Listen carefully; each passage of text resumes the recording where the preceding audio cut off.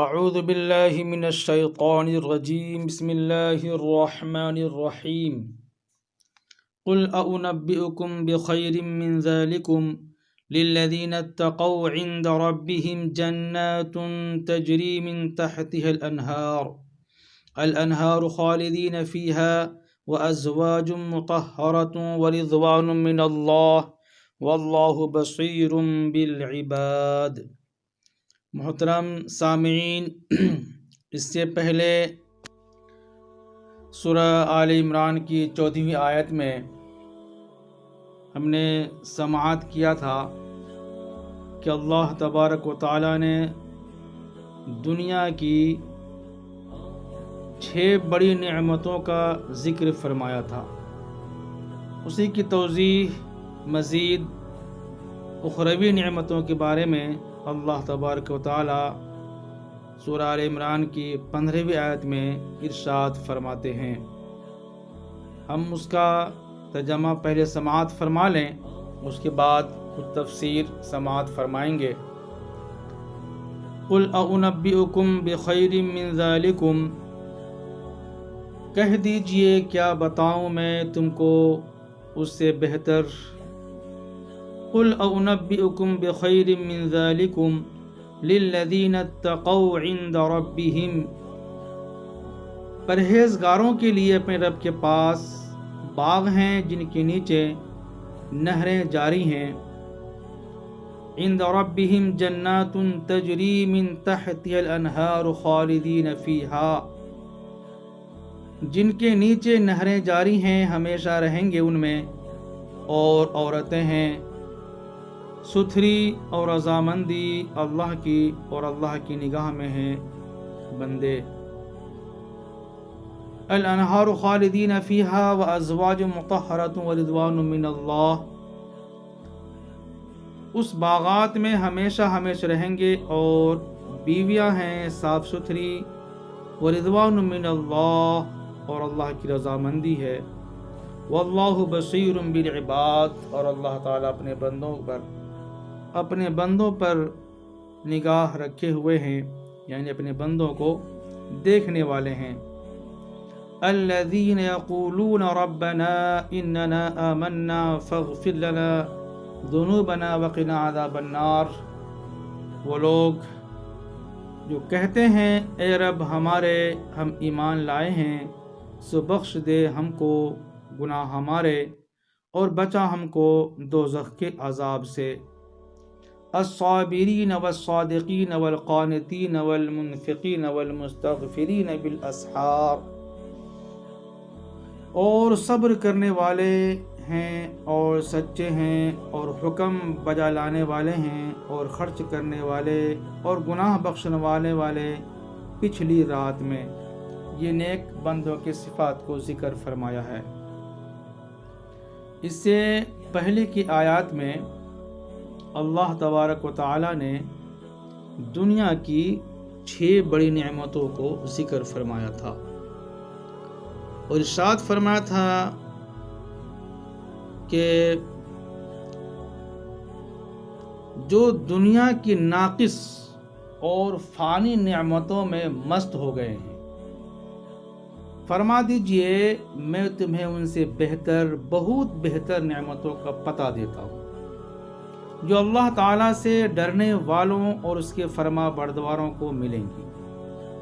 وہ نعمتیں کیا ہیں؟ وہ نعمتیں سرسبز باغات ہیں جن کے نیچے نہریں بہتی ہوں گی، اور ہر قسم کی گندگی سے پاک و صاف بیویاں ہیں، اور اللہ تعالیٰ کی رضا خوشنودی ہے۔ تو پچھلی آیت میں دنیا کی 6 بڑی نعمتوں کو شمار کیا گیا تھا۔ لوگ ان کی محبت میں مست ہیں، یعنی عورتیں، اولاد، اور سونے چاندی کے ڈھیر، اور عمدہ گھوڑے اور مویشی اور کھیتی۔ تو ان کے مقابلے میں آخرت کی نعمتوں میں بظاہر 3 چیزوں کا بیان آیا ہے۔ اول، جنت کے سرسبز باغات، دوسرے پاک صاف عورتیں، تیسری رضائے خداوندی۔ تو باقی چیزوں میں سے اولاد کا ذکر اس لیے نہیں کیا گیا کہ اخروی نعمتوں میں اولاد کا ذکر نہیں ہے۔ کیوں؟ کہ دنیا میں تو انسان اولاد کی محبت اس لیے کرتا ہے کہ اولاد سے اس کو اپنے کاموں میں مدد ملتی ہے، اور اس کے بعد اس سے اس کا نام زندہ رہتا ہے۔ آخرت میں نہ اس کو کسی کی مدد کی ضرورت رہے گی، نہ یہ فنا ہوگا۔ فنا ہونے کے بعد انسان سوچتا ہے میرے مرنے کے بعد میرا کوئی وارث ہو، لیکن جب جنت میں فنا ہی نہیں ہے، بقا ہی بقا ہے، تو وہاں پر پھر اولاد کی فکر یا اولاد کی ضرورت نہیں ہے۔ اس کے علاوہ دنیا میں جس کی اولاد ہے وہ سب اس کو جنت میں مل جائے گی، یہ بات بھی ہے۔ اور جس کی اولاد دنیا میں نہیں ہے اس کو اول تو آخرت میں اولاد کی خواہش نہیں ہوگی، اور کسی کو خواہش ہو تو اللہ تعالیٰ اس کو وہ بھی دے دیں گے۔ جامع ترمذی کی حدیث میں ہے کہ رسول اللہ صلی اللہ علیہ وسلم نے ارشاد فرمایا، اگر کسی جنتی کو اولاد کی خواہش ہوگی تو بچے کا حمل، پھر ولادت، پھر اس کا بڑا ہو جانا، یہ سب تھوڑی دیر میں ہو جائے گا اور اس کا مقصد پورا کر دیا جائے گا۔ اسی طرح جنت میں سونے چاندی کا ذکر اس لیے نہیں کیا گیا کہ دنیا میں تو سونا چاندی اس لیے مطلوب ہے کہ اس کے بدلے میں دنیا کا سامان خریدا جاتا ہے اور ہر ضرورت کی چیز اسی کے ذریعے حاصل کی جا سکتی ہے۔ آخرت میں نہ کسی خرید و فروخت کی ضرورت رہے گی، نہ کسی چیز کا معاوضہ دینے کی ضرورت، بلکہ جس چیز کو جنتی دل چاہے گا وہ فوراً مہیا کر دی جائے گی۔ اس کے علاوہ جنت میں خود بھی سونے چاندی کی کمی نہیں ہے، کیونکہ روایت سے ثابت ہے کہ جنت کے بعض محلات ایسے ہوں گے جن کی ایک اینٹ سونے کی اور دوسری چاندی کی ہوگی۔ تو بہرحال آخرت کے لحاظ سے وہ کوئی قابل ذکر چیز نہیں سمجھی گئی۔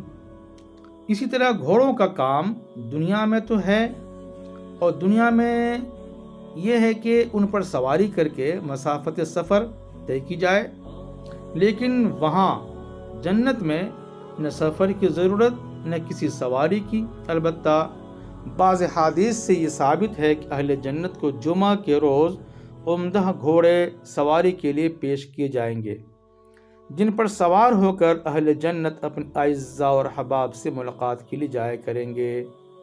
خلاصہ ہے کہ وہاں گھوڑے کوئی خاص اہمیت نہیں رکھتے جس کا ذکر کیا جائے۔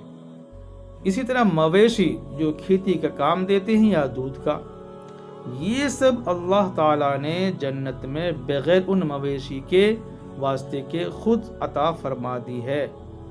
جنت میں ساری چیزیں نہیں ہوں گی، مویشی پھر بھی دودھ اور باقی چیزیں وہاں ملیں گی۔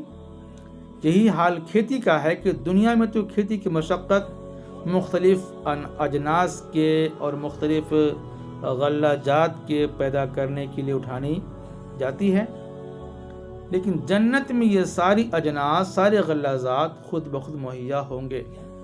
وہاں کسی کو کھیتی کی ضرورت ہی کیا ہوگی، اور کسی کو خواہ مخواہ کھیتی ہی سے محبت ہو تو اس کے لیے یہ بھی ہو جائے گا۔ جیسا کہ بعض روایت میں ہے، طبرانی کی بعض روایت میں ہے کہ اہل جنت میں سے ایک شخص کھیتی کی تمنا کرے گا تو سارا کھیتی کا سامان جمع کر دیا جائے گا، پھر کھیتی کا بونا، لگانا، پکنا اور کاٹنا یہ سب چند منٹوں میں تیار ہو کر سامنے آ جائے گا۔ اس لیے نعمائے آخرت میں صرف جنت اور جنت کی حوروں کا ذکر کر دینا کافی سمجھا گیا، کیونکہ اہل جنت کے لیے کلام اللہ شریف میں یہ وعدہ بھی ہے، وَفِيهَا مَا تَشْتَهِيهِ الْأَنفُسُ، یعنی ان کو ہر وہ چیز ملے گی اس کی وہ خواہش کریں گے۔ اس جامع اعلان کے بعد کسی خاص نعمت کی ذکر کرنے کی ضرورت نہیں رہتی، لیکن ان میں سے چند مخصوص نعمتوں کا ذکر کر دیا گیا جو ہر جنتی کو بے مانگے ملیں گی، یعنی جنت کے سرسبز باغات اور حسین و جمیل عورتیں، اور ان جامع نعمتوں کے بعد ایک سب سے بڑی